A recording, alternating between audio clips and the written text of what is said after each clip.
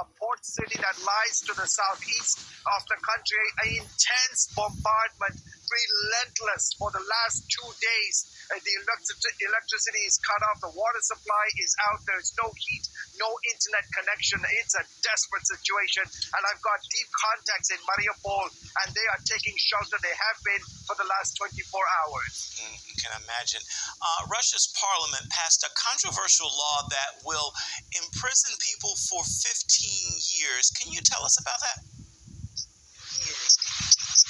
Yeah, I mean, I think the heavy hand of the Kremlin is coming down on the poor people of Russia.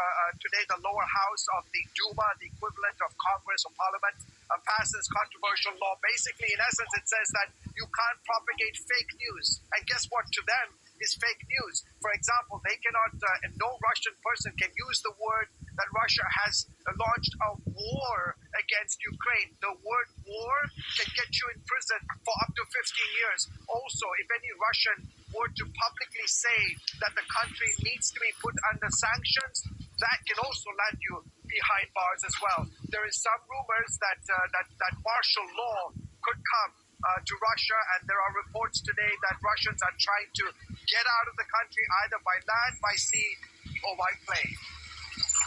All right, George, you shared a story on Twitter that more than 300 Russian pastors and other evangelical leaders have signed an open letter calling for an end to the war. What more can you tell us about that?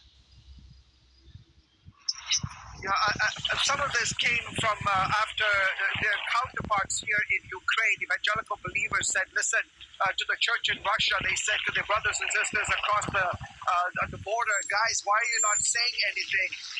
Why are you silent? Your silence is deafening. It's killing us. And so evangelical leaders in Russia, both pastors as well as key leaders, signed an open letter, in essence, calling on the government, calling on Kremlin to end this, that this was a horrible situation, and that this needs to come to a swift end. We need to pray for those who have put their names to this particular letter. I was talking to a pastor, a Moscow-based pastor, yesterday evening, and I asked him, why did you sign this? He said, when one part of the body, I'm paraphrasing he said, when one part of the body suffers, the entire body suffers. And he says, today, the Ukrainian body of Christ is suffering, and I need to stand with them. And so he put his name to this letter.